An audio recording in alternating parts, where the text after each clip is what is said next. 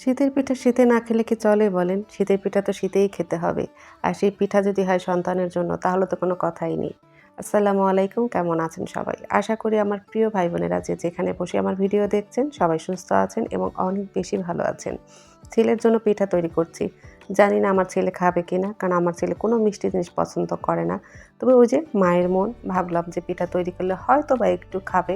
সেই আশা করে চাল ভিজিয়েছি। আজ ভিজানো পিঠা যেটা চিতই পিঠা বলি আমরা, সেই পিঠাটা তৈরি করব। তো যতটুকুই খায় অতটুকুই আমার লাভ। কারণ সন্তান খেলে মা সবচাইতে বেশি খুশি হয়, তাই না? এদিকে আজকে দুপুরের জন্য আমি বিরিয়ানি রান্না করব। তো এখানে গরুর মাংসটা নিয়েছি। গরুর মাংসের মধ্যে সমস্ত মসলা দিয়ে মাংসটাকে ভালো করে মাখিয়ে নেব। আসলে আমি আজ বিরিয়ানি রান্না করব, প্রত্যেকবার যেটা করি কাঁচা মাংস দিয়েই বিরিয়ানিটা রান্না করি। দমে একদম কাঁচা মাংস দিয়ে সবকিছু মাখিয়ে তারপরে দমে রান্না করি। তো আজ দমে ঠিকই দিব, কিন্তু মাংসটা কাঁচা থাকবে না। মাংসটাকে আমি রান্না করব, তারপর আবার দমে দিয়ে বিরিয়ানিটা রান্না করব। তো এখানে বিরিয়ানির সব রকম মসলাই কিন্তু আমি এখানে ব্যবহার করেছি।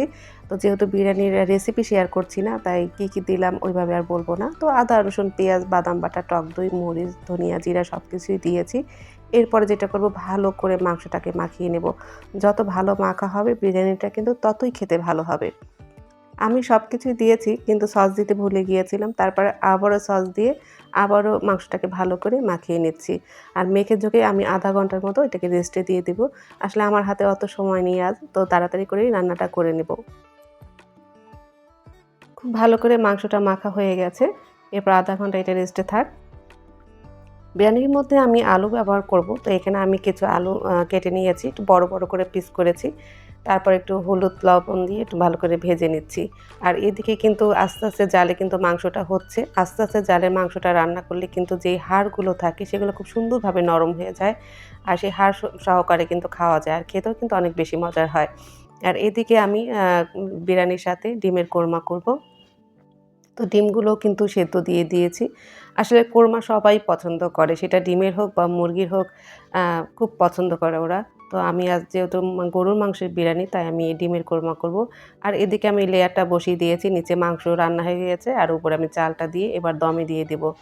দমে দিয়ে আমি কিছুক্ষণ এটাকে রান্না করব। যেহেতু চালটা আমার হাফ সেদ্ধ করাই আছে।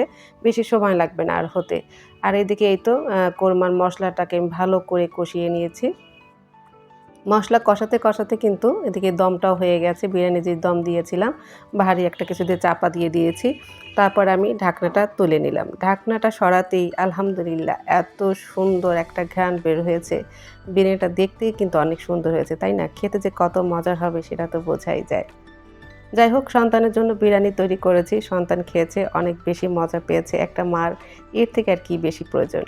তো শেষমেশ আমি খেয়ে নিলাম। আলহামদুলিল্লাহ অনেক মজার ছিল খাবারটা।